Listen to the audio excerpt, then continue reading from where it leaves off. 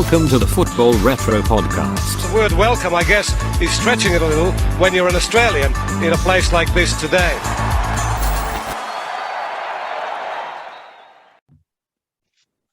Hello and welcome to episode 40 of the Football Retro Podcast. I'm your host, Johnny, and today I've got Fadi and Adasi, no Akram, and a nice and round number for this episode, number 40. How you doing, guys?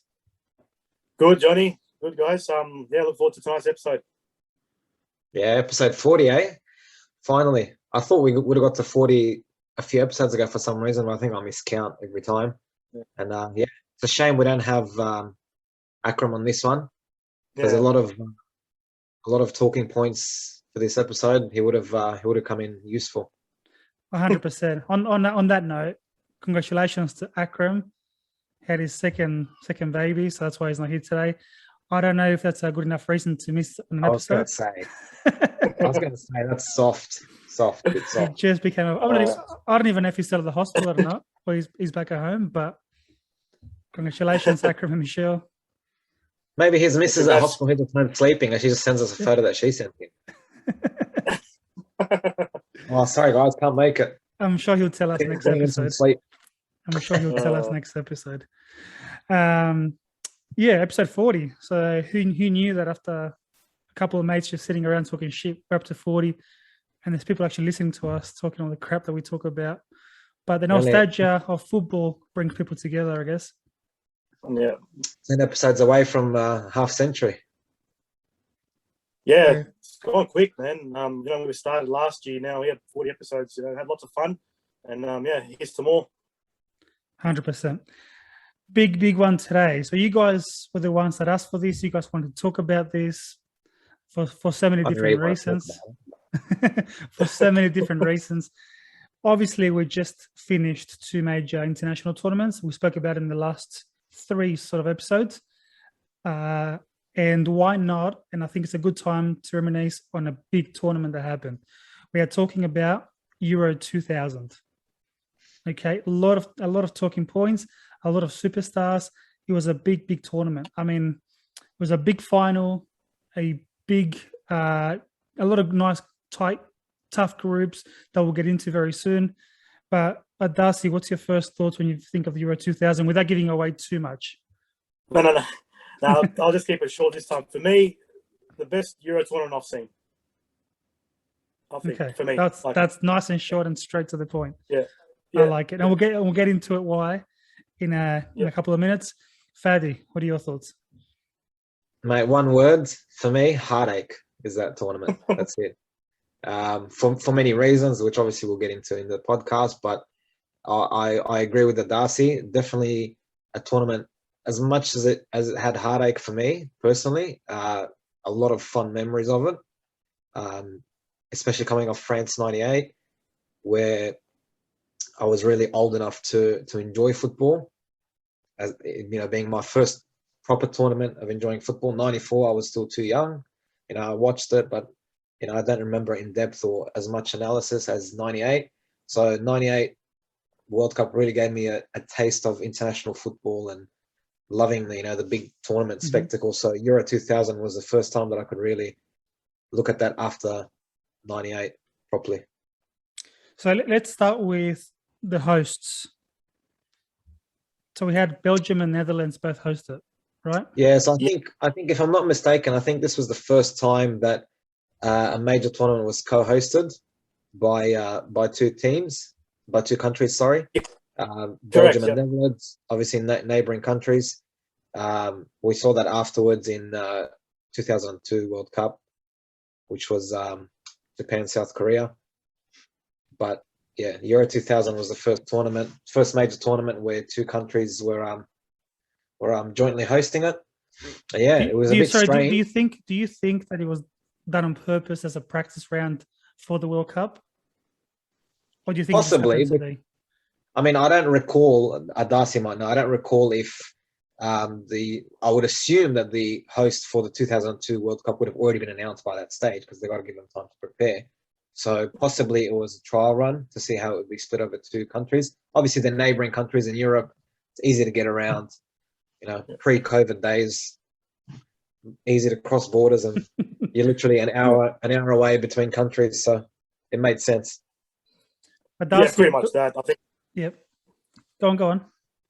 No, I was going to say, I think So. Belgium and Netherlands being so close together just made the logistics so much easier. And yeah, like as Faye said, the first major tournament co-hosted, not just World Cup or Euro, but the first major tournament in general. Yeah.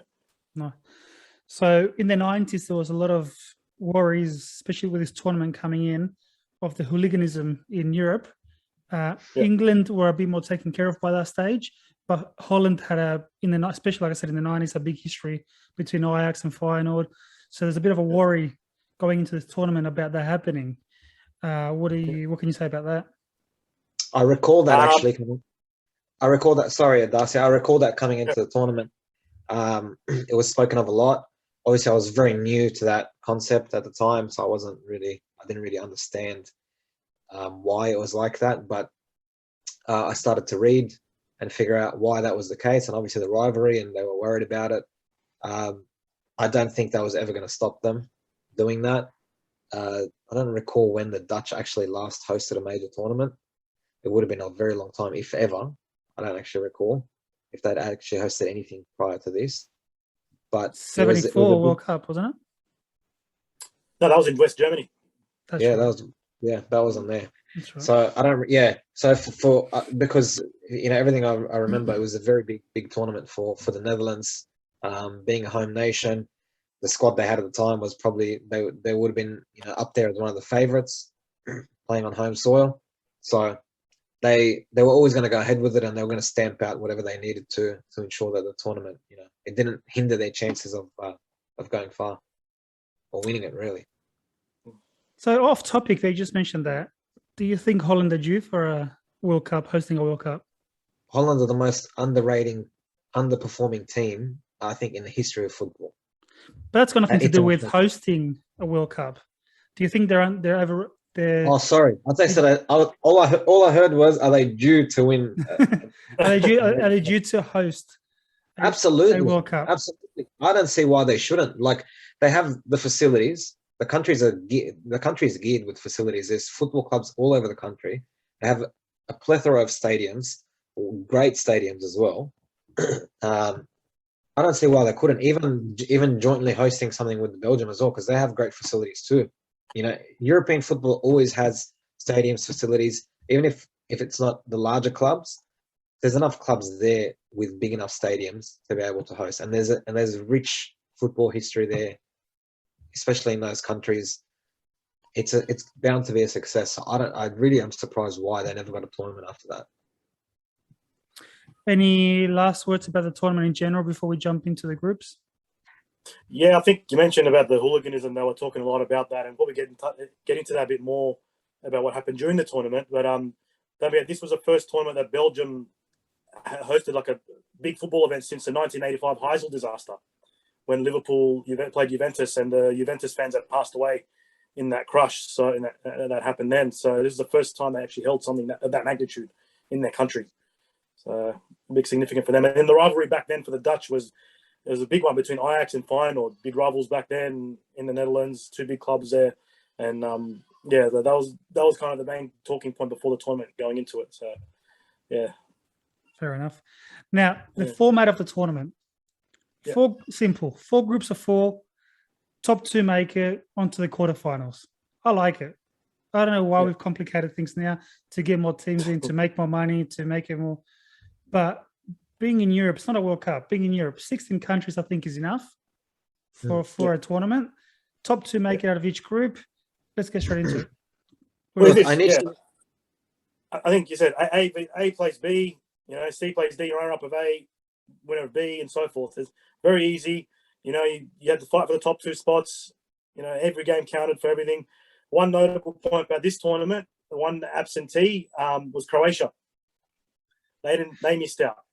Yeah. So the funny thing is with that what you mentioned, Johnny. Initially, I agreed with you in regards to, keep it simple. Why complicating the format? Keep it at 16 teams and whatnot. As we mentioned the episode where we analyzed Euro 2020, and I said I actually enjoyed the fact that there was additional games. The third place team qualifying for the best would qualify. So it obviously gave us a bit more football. I enjoyed that because I'm selfish. I want to watch more football. The original format made it more difficult and sort of filtered out the smaller teams. It made it, the bigger boys were always there, the big countries always competing. So you were bound to have big games, which was the case. And then with regards to Croatia, obviously they missed out. But at the time, Yugoslavia was still in existence and had a team. So they obviously had a team that made it. And they had some very memorable games that tournament. They had some great players too. Yeah, but don't forget, like Adasi said, Croatia came from a third spot in '98. Yeah, that was a big loss. The fact that they missed out was enormous, and the fact that Yugoslavia made it, it was at crazy. Their expense too. They knocked Croatia. That's right. That's right. That maybe that's what kickstarted the. That's what kickstarted the demise of Yugoslavia as a team, because then everyone didn't want anything to do with them. But it's funny. It's funny you say that. I've mentioned this a lot, and I spoke to Harry about this, who we've had on the show a few times. I said to him, "What would it be like if all the Balkans, never separated and they still were Yugoslavia? They would have an amazing team. They would have amazing. There's a lot of talent spread across those countries, but there's 2-3 good players at every country, and then it's not. They just miss out. They constantly miss out." Any other notable misses? And then you go back to Euro '92 when Yugoslavia were the favourites to win that tournament, and then they got kicked out because of the war. And Denmark, who weren't supposed to be there, took their spot and won it. So that's right. Mm-hmm. That's football. Right. Yeah. Any other countries that missed out? Croatia, the notable one. So Ireland missed out. That's not notable. Ireland, not Greece notable, but missed out. Like Greece were pretty average back then. Hey, they won the year after that. Yeah. Well, Fatty's favourite. About that. Yeah, we'll definitely talk about that. Next, but, when you get to that episode, I'm not available. Actually, you know what? I've got someone that's perfect for that. I'll bring him in. And that episode is going to be. I'm just going to be swearing. You're not going to get anything out of me. So you better just replace me for that episode. Look, I think Croatia's the only notable one. There wasn't really much other countries, like Scotland missed out. Notable, okay, so nothing. Austria, yeah. Yeah, all the big boys were there. So you had England, Germany, you had Spain, you had France. Portugal was big back Portugal. Then. Yeah, you had Portugal. Italy. Was an amazing squad. Italy, you had an amazing squad. Holland, obviously. Amazing. Holland, so absolutely. Let's jump straight into it. And this group blows my mind in regards to how it all ended, which is Group A. Yeah. Crazy group. So you first read the group and you think, all right, Germany, England, Portugal, Romania. Tough group. Romania is there to make up the numbers. Germany, England, and Portugal will fight out for the top 2. And that wasn't the case. Look, you know what? Look, on paper, obviously England, Germany, big names, and they don't expect it to go through. But looking at it at a detailed level, wasn't that surprising, because England pretty much scraped through the qualifiers through the skin of their teeth, literally. They got through second spot because they needed Sweden to win their last game against Poland to get second spot for England. And then England had just scraped past Scotland in the playoffs. And they were a bit of a shambles. I remember Kevin Keegan was the coach back then. And they had a good team on paper, a good squad, but they just didn't work well together as a team. And then in the tournament, it showed. So, and Germany as well, they were an aging team. Some big names here and there, but they were getting on with age.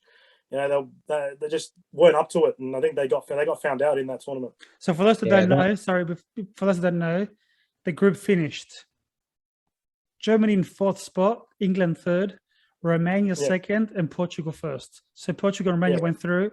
England, Germany went home in the group stage. Yeah, that was a massive upset. I mean, look, yes, Germany were an aging squad, and this was the pre-Löw era. Before he came in and revitalized that national team set up, and brought in all the talent that went through, obviously, and we had that great period in the early 2010s and whatnot.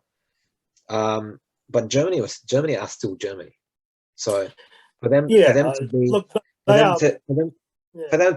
to finish on 1 point in that group is crazy. And the point that they secured was a draw against Romania, which was the first round, obviously big upset. But England again, I don't know. You had players coming through, young talent. You had a young Michael Owen, obviously coming off World Cup '98, where he came through as a bright talent, and like, oh my God, Michael Owen, and he was killing it for Liverpool at the time. You still had your Beckham, Shearer, your Scholes. So big names performing, in the Premier League and abroad. Mm-hmm. Nothing. It's just the same old story for England. Same old story. Going back to Germany, Germany were World Cup finalists 2 years later. So 2002. That's right. Lost to Yeah, Brazil. I don't know about Germany. Like, I think it was a bit of a false illusion there because they had like a pretty easy run to that final, and like I said, the squad was average at best, okay, but I think then to Rio 2004 they got found out that they crashed out in the group stage. So yeah, they win that period. Germany in that period of transition of experienced players kind of moving on, trying to blend in some young talent as well at the same time. So before then, then had that golden era after that.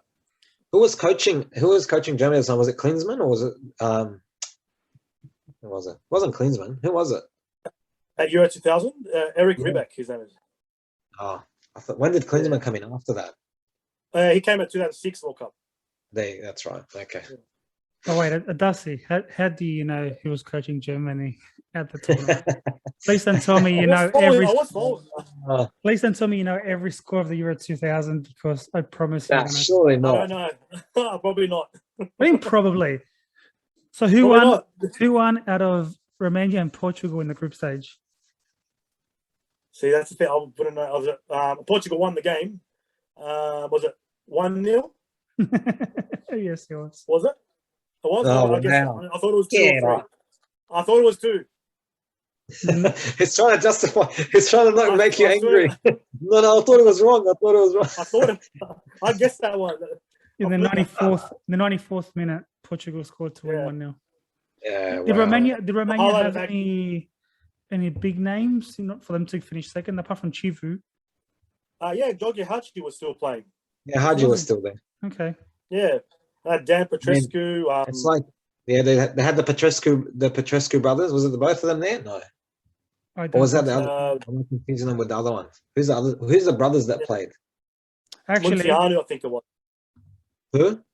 Munteanu? Actually, no. There were 4 sets of brothers that featured at the Euro. Yeah, I know there was one of them. Sweden had Anderson brothers. England had the Neville brothers. The Netherlands had the De Boer brothers. And Belgium had the Mpenza brothers. Oh, yeah. That's right. Emil Mpenza. Mm-hmm. Yeah. Used to look at him and think, fuck, how's this guy Belgian? Look at him. Looks like he's straight out of fucking Congo. Yeah, Europe's like that now. It wasn't like that a lot. No, it wasn't not before. Yeah, it wasn't like that. It's changed a lot. Portugal had a stacked team as well. Yeah, Portugal was stacked. Like that team. Yeah. Wow. You had Nuno Gomes, Conceição, Figo, what's his name? Rui Costa. João Pinto. Amazing squad. Like you look at them and they're all big players, not making up a few superstars here and there, all across the board. Big game players. Conceição scored a hat-trick against Germany. That was huge. The highlight of that group was the Portugal-England game. England were up 2-0. And then Portugal came back at 1-3-2. I remember that was a great comeback. People thought, wow, Portugal can go very fast. That was one of the greatest games. I remember watching that game. Yeah. And fuck what a game that was. What a game. Yeah. And obviously I was invested, I wanted England, watching the Premier League and all that sort of stuff and being familiar with that. Yeah. I wanted England to progress out of that group. Yeah. But that game also saw, if not the best, one of the best goals of the tournament. When Figo scored the cracker. Yes. Top Figo goal. If anyone hasn't watched it, that hasn't watched it, please go on YouTube. It's called Figo versus England. And where that ball finished up, the camera angle was perfect. Where that ball finished up was impossible to save. Yeah. Seaman was standing there. Seaman had no chance. And I think that group as well, you talk about England, Germany crashing out in the group stage and talk about hooliganism. The one major talking more about hooliganism was when those two teams played in Belgium. I don't know if you remember the scenes when the English fans ran the muck in the streets of Belgium, and then they got the water tanks just coming out and spraying the English fans away and the German fans away. It was not very different to what happened at the last Euro. Typical Well, look, English. England and Germany have always had a big rivalry on and off the field, and it's still they call it the age-old rivalry. Yeah. They always at each other's necks. I remember, when was that time when England won 5-0 in Berlin? And was it a qualifier, I believe? Yeah, the year after. Yeah, there you go. So for them, that was a big, fuck you to Germany, because they went there and won 5-0 in the qualifier. Yeah. I think England scored a couple of goals or something. I don't know. Oh, scored a hat trick. Scored 5-0 that game was a big result in Germany. Yeah, 5-1. Five goals. They conceded 5 goals. That's all I remember. Sorry, bro. We're not at your level. So you got to just. I remember that game like yesterday, man. I hate when like he says yesterday, that. I hate, and then he justifies why he remembers it. No, but that day is because I got a my new brother pair was of putting on his shoes, and I remember those shoes specifically. Take me back to a good era, man. Take us back to a good era. That was a great era. I love that. I love that era, man. That was a great era. Let's jump into Group B. Yeah. Group B had Sweden, Belgium, Turkey, and Italy. Mm-hmm. Italy obviously strong, and you expect them to go through. They won every game in that group. Yeah, they did. The big disappointment in that one, obviously, Belgium co-hosts, a lot of expectation on them to at least get out of the group. And they started off with a win against Sweden, I remember. And I thought, they could build on that. And then lost to Italy. What was the score, Darcy? What was the score? Belgium against 2-1, Sweden. was it? 2-1. Fuck you. Oh, wow. You know what? Look, to be fair, it wasn't really a strong group. Like in today's day, if you look at it, you'll be like, okay, yeah, it's a strong group because Belgium and Sweden. But back in the day, Belgium wasn't Belgium. It's not the Belgium that people know now. Yeah. Very mediocre squad. Who was the coach? Was it Nilis? No, not Nilis. Or was Luke Nilis playing? I don't recall. Nilis was playing, but I think. Yeah, Nilis was probably the most notable because he was playing in Aston Villa or whatever it was in England at the time. Yeah. So people knew of him. Emil Impenza, made an appearance at the tournament. But other than that, no big name players, not notable. Hadn't really done much. Not really ranked anywhere near anything notable. Well, they're ranked number 1 now. So you're right. When you think of Belgium now, you think big team. Back then, back then Belgium wasn't. In saying that, you wouldn't think the same thing about Turkey, and yet Turkey have proved in that era that they're pretty strong because they did finish third 2 years later the World Cup. Yeah, Turkey. Different Turkey. Yeah, Turkey. That was probably one of the best periods I had from 2000 to about 2002, where in that tournament Euros as well, they did really well, and then also that same year Galatasaray winning the UEFA Cup. Fadi knows that well. Yes, we know. Fucking hell. Beating Arsenal in the final. A good squad. They had some good players, Turkish players playing really well with the club, and that catapulted them to move to bigger clubs in Europe. And then obviously they came third in 2002 World Cup, so they did quite well. They had a good period of football results in that time. Yeah, Turkey. That would have been Turkey's, for me. That would have been Turkey's golden generation. The Hakan Sukurs and all those players that were playing in Europe and making actual waves in Europe, actually being known, as opposed to now they're all very young squad. Yes, Hakan Sukur was playing at Galatasaray at the time. UEFA 2000 final when they beat Arsenal. Galatasaray beat Arsenal, so yeah, they were a solid team. Not anyone that would cause waves, but as Johnny mentioned, you saw later on they obviously went far in 2002 World Cup. But yeah, so really Belgium wasn't. Italy was definitely the favourite to qualify from that group. Sweden had a good 94 World Cup, finishing 4th, I believe, at that time. And, still Larsen was there and, a few notable players playing around Europe. But again, not really a powerhouse or, they were going to cause an upset here and there, but nothing, you didn't expect much of them. So that group finished Sweden bottom with 1 point, just a draw against Turkey. Belgium third, Turkey on 4 points second, and Italy with perfect score Yeah. and went through, which, like I said, expected. Group C, Spain, Yugoslavia, Norway, and Slovenia. Yeah. It was Spain were expected to top that group. They were the heavy favourites going into that one. Yugoslavia had a strong squad, I remember. Good quality around the park there. Norway as well, they can spring a surprise every now and then. They've got some good players. And Slovenia was making their first major tournament appearance. There you go. The first one. So that was a pretty open group. That was one of the most exciting groups, actually. Look, there was big games. There were big games, and let me talk about one. I know you know about this, Adas. You probably remember like it was yesterday, but the Yugoslavia-Slovenia game, right? Slovenia was 3-0 up, and around the 60th minute mark, Yugoslavia got a man sent off.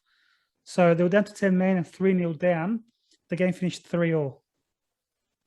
So that was a good comeback. It was a good game, entertaining game. Milosevic from Yugoslavia was joint top scorer of the tournament. Yeah. So, Funny game that, because it's ironic, but Yugoslavia playing another Balkan country, another Slavic country, I should say. Rivalry. Whatever. Yeah. So, and it was, obviously a lot of tension at that time, and it had only been, very fresh in everyone's mind. The war in the Balkan region.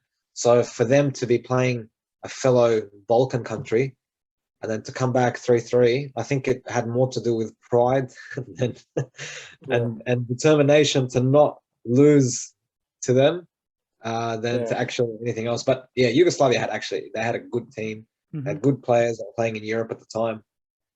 That was one of the exciting games of Euro, and another exciting game, obviously, in the same group, which I'm sure we'll get to. Darcy, in the same group. You want to talk about that game, Darcy? Yeah, that was a big one. Spain versus Yugoslavia. That was, when you talk about a seesaw match, you picture that game up and down. Yugoslavia took the lead, then Spain equalized. Yugoslavia again take the lead. Spain again equalized. And it was 3-2 Yugoslavia at one point, and then Spain just came back. A cracking goal, I think Pedro Munitis top corner, and then make it 3-3. And right at the end, his name Alfonso with the volley bounces off into the ground, into the net, and Spain win 4-3. Sorry, Monitis was a second goal. Then Dieter scored a penalty in the 95th minute. Yeah. 94th minute to equalise. 95th minute, Alfonso scores the winner.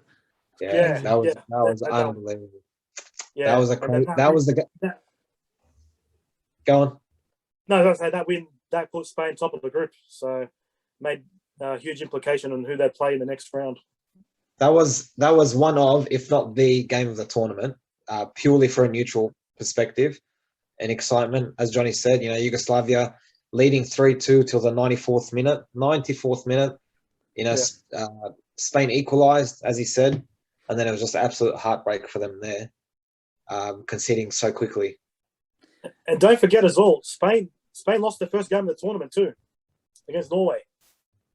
1-0, right. Again, Norway, not really. I mean, to this day, really nothing from Norway. No notable players. So again, one of those teams that's sort of making up the numbers a little bit. So if you tell me Spain will lose a game, you're like, no way. How can you lose that? Ironic, huh? Norway. Thank you. Yeah. It was crazy. It was crazy they turned that around, because that put them top of the group to qualify. Yeah. Ahead of Yugoslavia. Group D, Netherlands, France, Czech Republic, and Denmark. Yeah, another strong group, man. It's a very strong group. It's three all quality teams in their own right. Obviously Netherlands, co-host, big nation they are. France, World Cup winners. A lot expected of them. And then Czech Republic, had a strong side as well. Given the players that they had in their squad, really strong team. And Denmark, Denmark's Denmark. They can always cause a surprise here and there. Yeah, that group was it. Obviously, everyone spoke about the other group being Germany, England, Portugal, which was in its own right, obviously a massive group. This was also a big group. People underestimate the Czech Republic.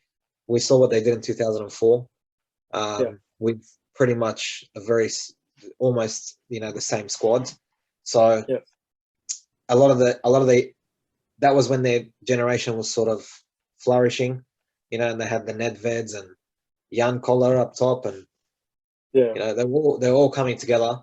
So they were actually a decent squad, as you said. Denmark, another one of those Yeah. Scandinavian countries that just can pull off a surprise, but nothing special. The Dutch would have been one of the favourites to at least make the semis. Aside from the fact that they didn't qualify, obviously they were hosting, so they were granted entry into the tournament. But the side that they had on paper was unbelievable. So Netherlands were probably the most stacked squad in the whole tournament. Yeah. I mean, Italy and France, obviously, Spain, they all had strong teams. Yeah. Portugal as well had as we mentioned, name-wise, like on paper, great, but Holland was up there and could challenge any of them on paper. Amazing squad. Playing at home, they genuinely thought, the vibe in the Netherlands was this is their tournament. They're going to finally get one. It's going to be on home soil, blah, blah, blah. So the French, obviously coming off the World Cup victory, also a strong, very strong squad. The Czech, not as stacked as the other teams. Once again, like Adasi said, a very strong squad, a very tough opposition to play against. And Denmark, they could always cause the upset. Now, Adasi, question for you. Who was Denmark's top goal scorer of the tournament? Well, no one. They didn't score a goal. Okay, now. I try to get I remember that. I try to catch you Got me out. there. I try to catch you out. I can't even Almost got me there. Almost got me. Yeah, I thought about it. I was saying, I lost every game, didn't score a goal. That's right. They lost every game without scoring a goal. Yeah. The France-Netherlands game sounded like a good game. I don't remember it. I don't remember watching it, but 3-2. I remember that game. I remember that game very, very well. I know it was also, again, a bit of a back and forth, but Kluivert at the time was at his peak. I think he was joint top scorer at the tournament, if I'm not mistaken. Mm-hmm. He had a good tournament. Even though I wasn't convinced with him at the time, I was like, he could be better. But he had a great tournament. Again, that was a big game, and that was a big result because that was really a statement of intent by the Netherlands to say, like, we're here, we're going to compete to beat the world champions. Yeah. To score 3 goals is massive. France coming in, obviously they surprised everyone in '98.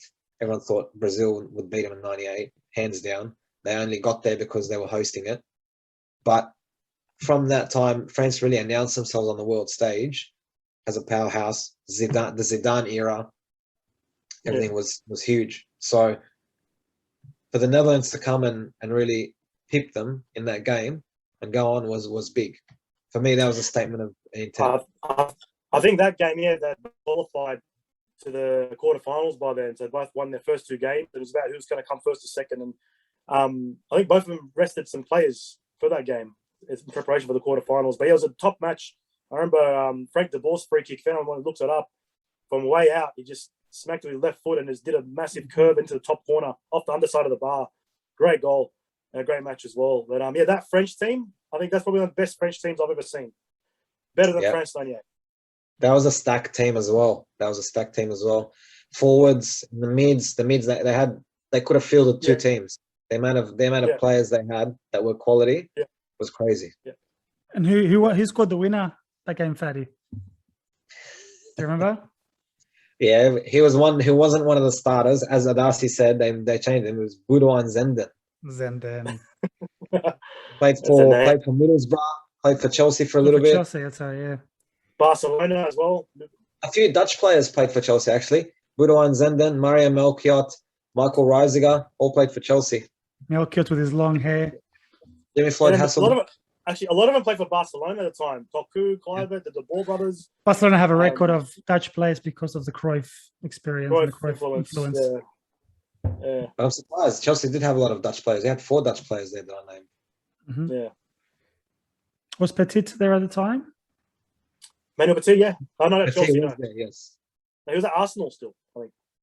It was just, after that he moved. After that tournament, he moved in a double transfer with him and Mark Overmars. Both went to Overmars, what a player he was. Both went to Barcelona together. I love Mark Overmars, man. He was really good. Yeah, crazy little winger. He was amazing. Always popped up with the goal. Yeah. Now the quarterfinals. So from this group, top two, gone to the quarterfinals. Had some really tough games, obviously, except for the Netherlands game. Spain versus France. That was probably the match of the quarterfinals, the highlight match. Two strong nations and great game as well. I think we said that a lot of times in this podcast. Great match. That was a great match. I remember it was it France took the lead. Djorkaeff scored a great goal, and Mendieta with a penalty, or I can't remember who it was that scored first. The Djorkaeff or someone else. Zidane scored first. Zidane, free kick. The free kick, yes. Zidane, free kick. I remember that goal. Zidane's goal. Crazy. Amazing Zidane, that free kick against Spain. Yeah, and then the penalty when Mendieta 1-0, and then Djorkaeff 2-1, and then Spain get a penalty towards the end, and up step Raul, who had a great season with Real Madrid, just come up the Champions League win, and then blazed it over the bar, and Spain crashed out.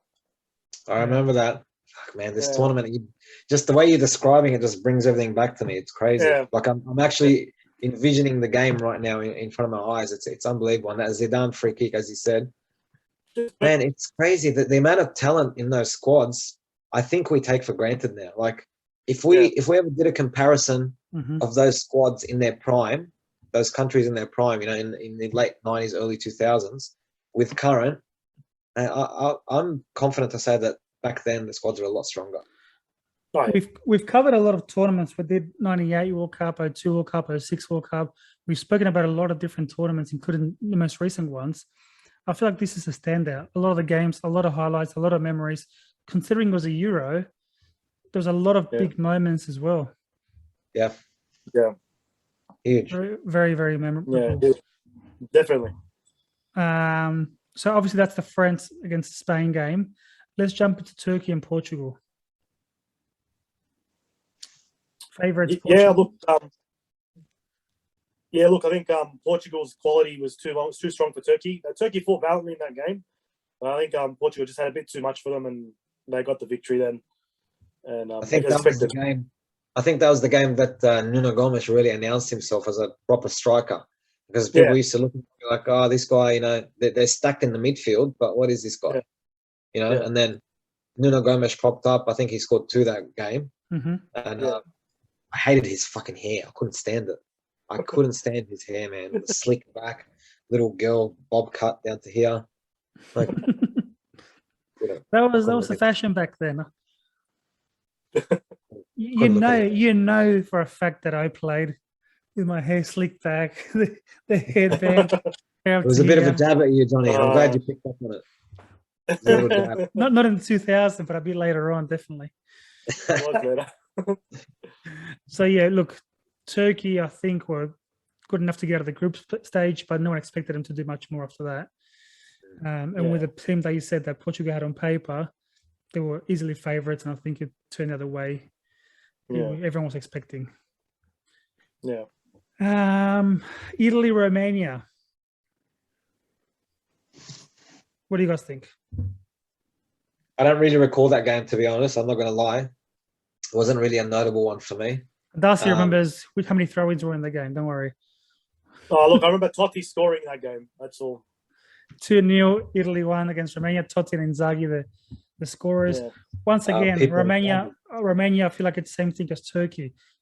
Good enough to get out of the group stage, especially in a group so tough like having Germany and England in there. But no one expected it much more after that. And I think they overachieved as it was, coming up against a strong Italy. Because, yes, Italy didn't do too well in the 02 World Cup. And I can't even remember what they did in the 98 World Cup. But the team, you look at it on paper, and it's a strong team. Don't tell Italians about 02 World Cup. You mentioned that's blasphemy. That's why. It's very controversial. There's a reason why they didn't make it far and FIFA influenced. But different point, different story. Tom, for a different argument. But like I said, you look at Italy's team on paper, the defense with Maldini was still in it. That was incredible. Nesta. Buffon got injured just before the tournament, so Buffon missed out and Toldo came in. had an amazing tournament. Cotolda, that's right. So he ended up being chosen goalkeeper of the tournament, and we'll get into the team a bit later on. So, like I said, on paper, easy win for Italy. I don't know. I didn't watch the game, so I don't know if it was an easy win on the day, but on paper, you think they've got it, and they did. What do you think of Darcy? Yeah, look, they was expected to win before the game started. And I think I recall some of the game, not most of it, but they look comfortable. The quality too much for Romania, and Romania to get out of that group, has an achievement in itself. Knocking out England and Germany, So just to get out of that, and then anything after that would have been like a monumental achievement. But yeah, quarterfinals still a great outcome for them. But yeah, Italy expected, and they did. Fatty, what happened in the next game? Tell me what happened in the next game. Don't need to. All right, guys. Thanks for tuning in. No, wait. Is he talking about Italy's game, or is he talking about the next quarterfinals? The next game. The next game. No, he's talking about the knockout. No, I'm talking about Netherlands and Yugoslavia. Yeah. You're talking about the knockout game, not the semi. semi-final. No. Yes, hon. Relax. What happened in the big win? Obviously, Netherlands absolutely obliterated. I shouldn't use that word. Yugoslavia. 6-1, big result. Kluivert announced himself again on that game. Hat-trick he scored. Yeah. They absolutely just went through them. Would you say that Netherlands tore the country apart? So I said could have been a turning point. That was a statement of intent from the Netherlands. Yeah, absolutely. That was a big, like, you know what? Whoever's in our way, we're going to get there.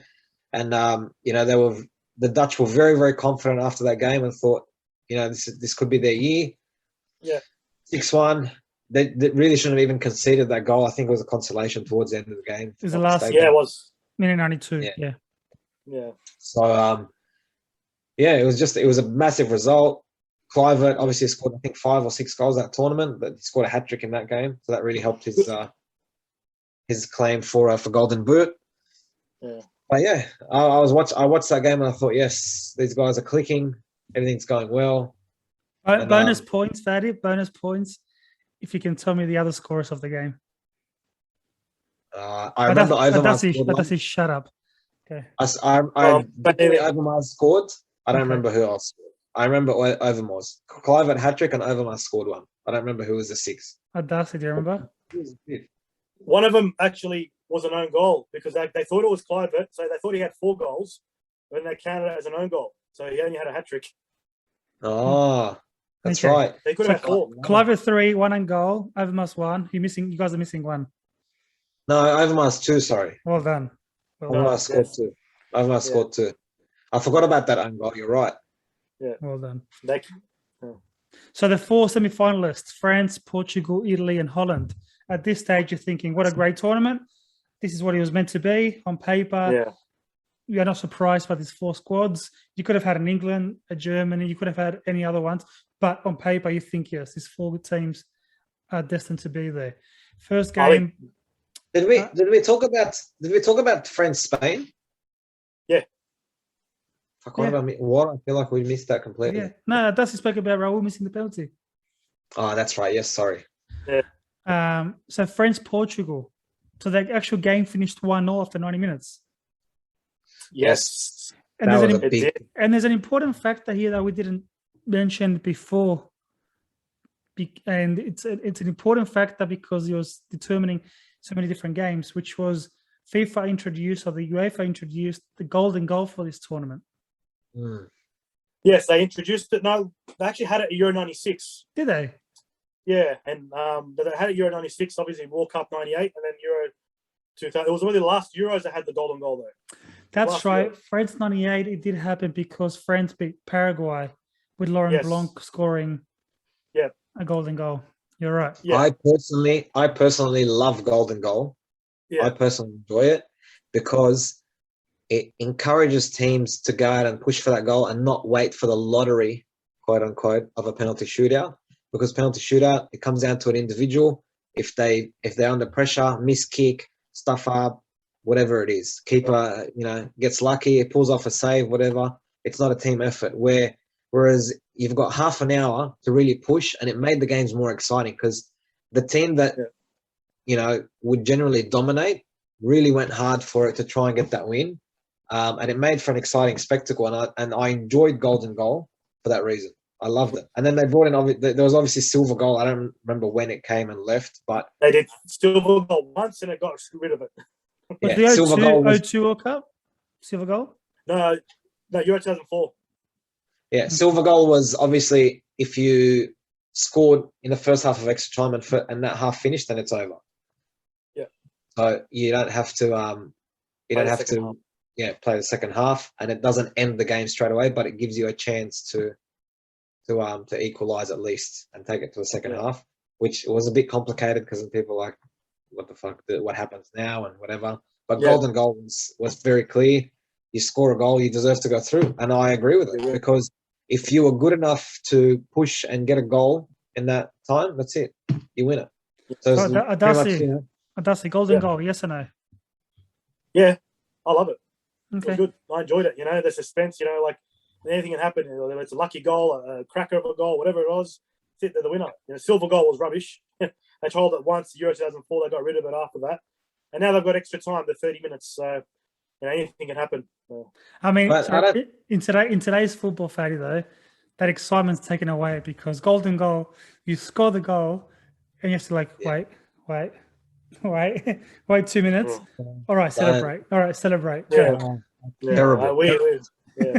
Absolutely terrible. But I mean, you see, since the abolishment of Golden Goal, you see teams now, especially the lesser teams that have held a bigger nation, for example, for the 90 minutes, they're trying to hold out because their hope is penalties. Because once you're at penalties, it's in most cases it's an even playing field. Yeah. Yes, unless you're coming up against a Buffon, for example, you're gonna have a bit of a disadvantage.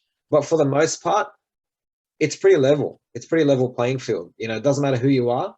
It's one-on-one. It's who can hold their nerve and put the ball in the back of the net. So a lot of the lesser teams or smaller nations that would otherwise struggle to win in 90 minutes against much superior opposition would try and hold out. And it became like, parking the bus, trying to do this. It wasn't exciting.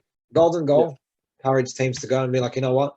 That rather than last an additional 30 minutes, and then you've got all the other factors of fatigue, all that other crap leading into a penalty shootout, because that obviously affects players taking penalties. If you're fatigued after extra time, 100%, your legs are going to give way. You're not going to take it as you usually would. So it was like, let's finish it or try and get the winner.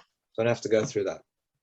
I personally would love for it to come. So it was brought up now because France beat Portugal in Golden Goal with a Zidane penalty, 2-1. Yes, that's right. That's right. But the big talking point in that game, as a great game as it was the penalty that France got in extra time, and a lot of talk whether it should have been was a handball or not. And with VAR and that, I don't know if they would have given it at this time. I remember Abel Xavier. I remember the guy with the blonde hair, goatee. Abel Xavier. Played for Liverpool and Everton. Played for both sides of the Yeah, very recognisable figure out there. I think the cross came in and he fell down. The ball hit his arm. They gave the penalty. The Portuguese players were furious. Everyone, Figo, everyone going up to the referee. I think a couple of red cards were issued. And then, Zidane scored the penalty and they went through. Very controversial. Yeah. Very controversial. But it's crazy because they basically knew that it was finished because if Zidane put that away, it's Golden Goal. It's done. There's no chance. Let's try and fight back. That ball goes in the back of the net, it's game over. So the emotions are heightened because you're angry that you got given the penalty against you. And then within the matter of a minute, Zidane puts it away and the game's already over. So you're already angry from the decision and then the game's over instantly. So you just want to start. It's a match determining factor. It's not like let's come back. You can't do that. Yeah, that's right. But that's what makes it so I'm sorry to bring this up, Adasi, but let me ask you. Was Platini involved in UEFA back then? Platini? No, I don't think. I think he gave president after that. Okay. No, he was president after that. Yeah. Fair enough. I thought maybe a bit of influence. He was in the World Cup organising committee for '98, and then he knows his life story. He tracked him down. I remember, he tracked him down. That was pre-Platini era. Okay. Pre-UEFA Platini. All right, so we're talking about penalties. and I'll go over to you now, Fatty. The other semi-final. Fuck off. This breaks my heart. Honestly, it breaks my heart because it's what could have been. Like I genuinely feel with the squad and the talent that the Netherlands had. Obviously, you're referring to Italy, Netherlands, the other semi-final. With the squad that the Netherlands had, if they won that tournament, no one would have said, "Oh, they got lucky," or "Oh, maybe someone else deserved it." You would have said, "Yep, that's fair." They were great in the group stage. They obviously demolished Yugoslavia. If they had beaten Italy with the numerous chances they had in that game, it would have been a comfortable win. Italy were holding on to dear life that game. They were holding on to dear life. And then it would have been a France-Holland final. Who knows? Who knows what could have happened? Sorry, Fatty, we're talking about Holland so much. Do you have in hand Holland's team for the tournament? I'll tell you off the top of my head. So you had the De Boer brothers, you had Cocu, you had Jaap Stam, Van der Sar, if I'm not mistaken. Who do we have at the back? Reisiger. Paul Bosvelt, Michael Reisiger, Dennis Bergkamp, obviously. Clive up top, Mark Overmars, Zenden. So it was a very, very balanced. Edgar Davids, very balanced squad. Seedorf, very, very, very balanced squad. Yeah, that team was stacked. And that game, I swear, till this day, that Holland-Italy semi-final, I still don't know how Holland did not win that game. Like, they just dominated Italy from start to finish. They hit the post. They missed 2 penalties in normal time. Frank de Boer first, I remember, and Patrick Kluivert off the post. Patrick Kluivert hit the post, and they just couldn't. I was watching that game. I still remember, I'll never forget that game, watching it live. When Frank de Boer missed that penalty, I was so angry. And when they got the second penalty, all I was thinking was, please I was just hoping that Bergkamp would step up and take it. But I knew that he wouldn't, because Dennis Bergkamp normally doesn't take penalties. And he doesn't take penalties for Arsenal. And there was a reason for that. He mentions that he doesn't like the responsibility of some, I don't recall what it was, but there was a reason why he doesn't take penalties. Not because he's not good at it. We knew how skilled he was, and what a great player he was. So a penalty would not faze him. But he had reasons for not taking penalties, and he always never stepped up, whether it be for Holland, Arsenal. I don't recall him taking any penalties. Don't forget Zambrotta got sent off after 34 minutes. Yes. Yeah, right. Let's say the red card to Zambrotta as well. Yeah. So Italy was basically hanging on for dear life, waiting for penalties and knowing that was going to be their best chance. And Holland just couldn't convert. 2 penalties, you would think one of them goes in, it's done, because Italy is not renowned as a team that's going to push and chase the game. They're a very defensive team. That's what they were known as back in that time. Still to this day, to an extent, yes. A bit of it's changed, but at the time, Italy's known as a defensive team. So being a goal down and a man down, or possibly even 2 goals down and a man down, you would have to say that the game would have been over before they could even have a chance to come back. Yeah. So obviously Italy went through. Went through on penalties. Yeah. Mm-hmm. Went through on penalties. Holland missed 3 penalties. I remember freaking De Boer, Stam, and fucking Bosveld missing the critical penalty. Italy scored 3 of their penalties, and that was it. They missed one, which gave them hope. Maldini missed his penalty, and it gave the Dutch hope that they could get one back, because Kluivert scored his. Funnily enough, he scored in the fucking shootout, couldn't score in the game. Fucking idiot. Yeah. You can tell he was actually annoyed when he did that. When he scored that penalty, he was pissed off. I'm not going to do that in the actual game. Yeah, it didn't need to get to that. They should have had that game set up. Toldo had a big game. Toldo had a massive game. And I think that's what propelled him to get the plaudits that he did for that tournament. Yeah. Which leads us to the final. Was he playing for the time? Was he at Inter? Inter, wasn't he? Fiorentina still. Fiorentina. Oh, he was still at Fiorentina. Yeah. There you go. Where's Akram when you need him? He'll get angry at us. He'll get angry at us that we fucking made a mistake between Fiorentina and Inter or some shit. They're all in Naples. Aren't they all in Naples or Rome? What's the difference? Wow. All right, the final. Italy, France, obviously two massive giants of football at that time. I said at the time because France historically had big squads, but I don't know if you'll consider him a giant. But coming off the World Cup winning tournament in '98 against a strong Italian team, everyone thought it was going to be tight, and it was. It was very tight. Oh, it was a huge match. And then what's significant about it is that a lot of the top French players were playing in Serie A at the time. Mhm. You know, the guys like Zidane, Thuram, and I think Deschamps was there before as well. So, yeah, it was just a fascinating match of styles, and also a rematch from the '98 World Cup quarterfinal when France won on penalties in that one. So, you know, kind of revenge kind of for Italy in that sense. And, yeah, it was a top match, top final, and fitting for a great tournament. I was happy for two reasons for that final. One, obviously because Italy lost because they fucking beat Holland.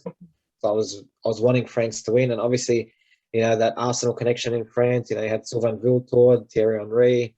I loved Zidane, obviously. So I was like, you know what, Holland didn't win it. I want France to win it. Fuck Italy. So that's what I wanted. And at the same time, it ended in a golden goal, which I love. So it was just the icing on the cake for me. It took an Argentinian to come in and score the winner. You're gonna claim Trezeguet as well. You're gonna Trezeguet. Going to claim him. He was born in Argentina. Lived there till he was 13. Then he moved to France. Oh, just because he went back at the end of his career, he wanted to go and play for River Plate. That's it. You want to take him down? No, he was born in Johnny Argentina. He moved to France when he was 13. The other way. Higuain was born in Johnny France. Higuain. Yeah, Higuain was born in right. France. I don't know why he came Fuck, you should have swapped him. Maybe Trezeguet would have won a World Cup for you. any day. Poor Man, Higuain. that was- Higuain's copying it. They were very similar, Trezeguet and Henry, and even Anelka. Tall, lanky strikers. But You know, very- Trezeguet came off the bench. He's actually Yes. Henry and Dugarry that started up front. Yeah, because Yeah. Christophe Dugarry didn't play as a 9. He played a little bit behind Henry. So Henry was the main. Okay, I don't know. like a Giroud sort of. We say 9, but Henry was wearing 12, I believe, if I wasn't mistaken, 12 years. Yeah. before he became 14. Yeah. But Christophe Dugarry played just behind, and then obviously Zidane pulling the strings in midfield, and then you had your wingers. You had Yuri Djorkaeff, Sylvain And Pires, Wiltord. Pires as well was just coming into prominence before he signed for Arsenal. I think Arsenal signed him after that. yeah. Henry was already was already at Arsenal. So then Pires obviously came in, and then you had Wiltord already at Arsenal. So there's a big Arsenal connection there. Yeah. That's sorry. Finally, enough. Man of the match was Totti from a losing squad. That's a first. You don't see that often. Interesting. Yeah. Very interesting. I remember that game when Del Vecchio scored. The cross came from the right, and Marco Del Vecchio, remember him?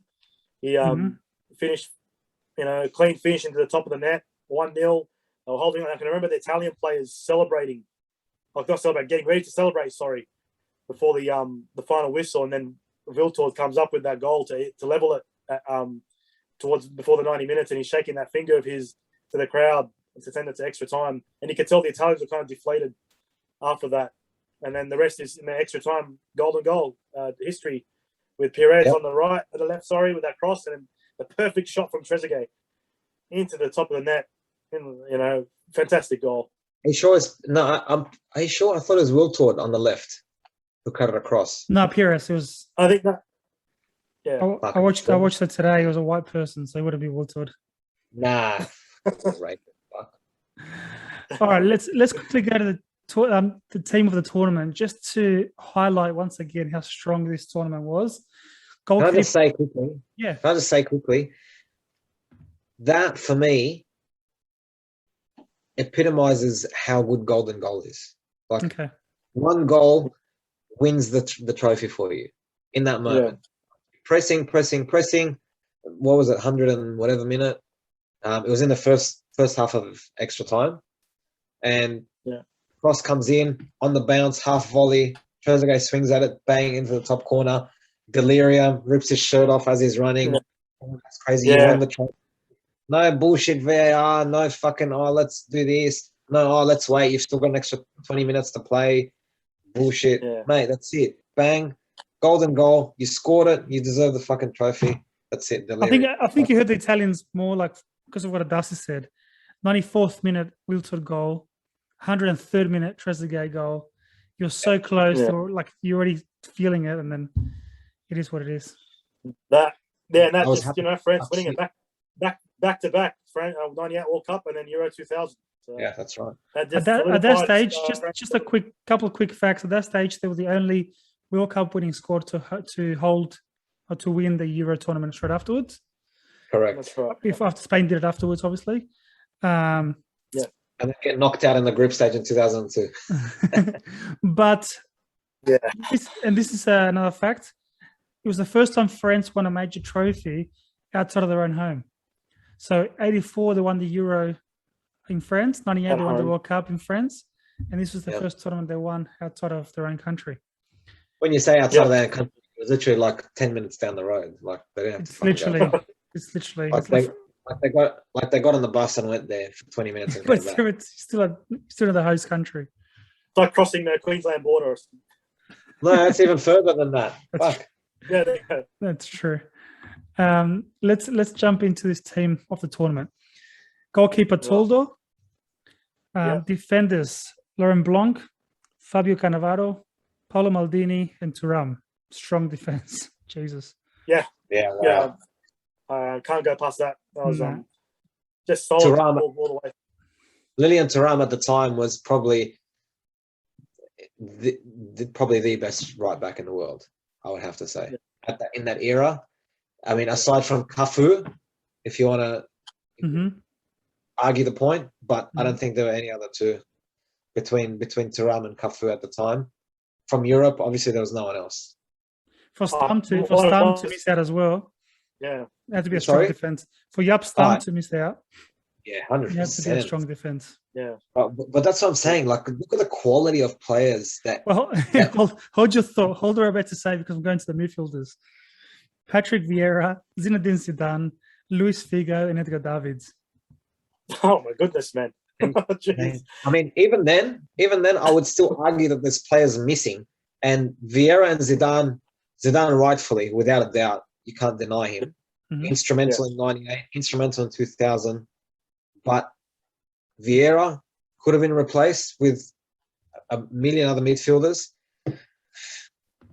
That's how good it was. Obviously, Vieira got in there because France won, and he would have been important. He did a lot of the dirty work for Zidane to give him more license to go forward. But, mate, there was a lot of other players that were missed. In that front, Yeah. Kluivert and Totti. So that team, the starting 11, Yeah. would compete against. You put together the Euro team. Is there a Euro team of the Euro that just finished a few weeks ago, compared against this Euro team? And You can't compare. I think the Euro 2000 wins. Yeah, but you're also missing midfielders from Italy. You're also missing other midfielders from Holland. You're missing, And Portugal. and Portugal. I know you mentioned Figo, but you didn't mention Rui Costa. Rui Costa was amazing. Conceição. Yeah, Conceição had an amazing tournament. Spain, who did they have at the time? Aside from Raul. Mendieta, holding midfielder, like, you know, a lot of. All right. Let's compare, just for the sake of comparison. Donnarumma, Kyle Walker, Bonucci, Harry Maguire, Spinazzola, Stop. Højbjerg from Denmark, Jorginho, Pedri, Federico Chiesa, Lukaku, and Raheem Sterling. No, not You even cannot. close. You You know, can't. with that, we're appreciative of the fact that we lived in that era and just got to appreciate those players. I mean, Yeah. that's No, you're definitely right, Darcy, that you take for granted what you see, yeah. and what we saw at the time, we thought that it was just going to continue like that. You don't think, okay, these players are going to go and then no one's going to be at that level again or whatever. Yeah. But, mate, those players, that era, we are so lucky. That 90s to early 2000 era of players across the board. Like now, obviously, you've got your Messi's, Ronaldo's, and there's players trying to compete to get to that level. Messi and Ronaldo have had, a monopoly on Ballon d'Ors and whatnot. So The that's all that's records been and everything. Yeah. that's Yeah. all that's been in people's mind, just comparing those two players. Back then, there was not a standout player they could say, he's the best player, he'll win all the Ballon d'Ors. As judged by the Ballon d'Ors back then, there was always a different player every year. There's a different player every year. And that's not because, yes, Messi and Ronaldo are a class above, and rightfully so. They're in a different echelon. We get that. But there was a lot more talent available at that time. So, you had people, you had the Ballon d'Or changing all the time. Thierry Henry was fighting for it. You had Zidane, Pablo Nedved, Ronaldo. Ronaldo. Owen won it in that era. Yeah. Yeah. It was crazy, man. Yeah. Crazy. So much depth, so much quality and depth. We were fucking blessed and lucky to watch tournaments with these players in their prime. Not even at the end of their careers or starting, or they still went. Like they didn't. Some of them started, rising in their careers while others were finishing or whatever. It was pretty much everyone was roughly around the time where they were in their prime, and they played each other in these tournaments. 98, 2000, 2002. Yeah, easy. Even 2004 to an extent, I would say. Yeah. So that 6-year period there. Yeah. Any last thoughts on the tournaments before we go? Yeah, like I said at the beginning, probably the best Euro tournament I've seen to date. Just fantastic all round in terms of matches, players, goals. Just all round top tournament. Not much can ask for, and hopefully you get to see it's like that again. But I don't know with the 2014 format now, whether we saw Euro 2016 how that was a bit of a letdown, and Euro obviously 2020 was a big improvement on that. That was good to watch, but that was why for me 16 teams format was the best. The best of the best. Paddy? Yeah, as Darcy said, I definitely agree. It was heartache aside for me for personal reasons, because I'm a big Holland fan and a Dennis Bergkamp fan first and foremost. It was still an amazing tournament, a lot of stuff, and for various reasons, as we mentioned, the caliber of players in their prime that we got to see at a tournament, exciting games, exciting results, golden goal, a lot happened in that tournament, and off the back of 98 World Cup, which really, I think, tweaked people's interest in international football again. 94 was a bit, how you going in America, but then France 98 back in Europe really brought the football community, for me, alive again. And then Euro 2000 was sort of that era that said, okay, football's here, football's back, and it was just it was an amazing era.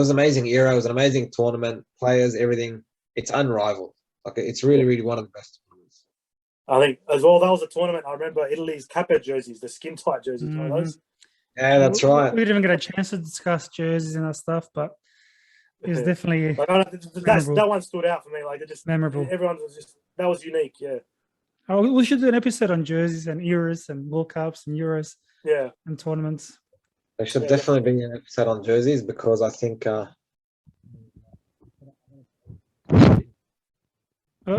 We left him. Oh, there he is. Hello. This is my where is it? I don't know if you can see. Dennis Bergkamp. Oh yeah. My signed and framed. Invincibles. My signed and framed with the certificate of authenticity. And it's Bergkamp Invincibles poster. Back when Arsenal used to win things. So that's why I had a soft spot. That's why I have a soft spot for Holland, because of Bergkamp. Bergkamp's the reason why I started following Arsenal. So naturally, and he was at that era. He was in his prime off 98 World Cup, obviously with Holland. Massive tournament for him, and then coming into Euros, I thought, yes, this is going to be the tournament. So I was really hoping we're never going to discuss this episode, but maybe I feel better. Got the monkey off the back. You did brave. I still to this day could not envision how Holland lost that game. Never lost. Mate, I don't fucking know. I honestly do not know. Let's not depress Fatty anymore. Let's not depress him anymore. It's 21 years. It's been 21 years. I know. I can feel old saying that. Guys, it's been a good one. Obviously, strong tournament, and we said an enjoyable episode, and it'd be tough to beat with any other episode on a tournament that we do. So I really enjoyed it. Thanks guys for coming once again. And Adasi, fuck you for your memory. I love annoying you guys. Pleasure as usual, Donny. Guys, any comments, anything that you want us to talk about, let us know. With lockdown as we are here, it's an improvised sort of format that we're doing. But yeah, hit us up, let us know what you think, and wait to hear from you. Like, share, algorithm. Whatever. Subscribe. Whatever Akram always says. Have a good week, guys. Bye-bye.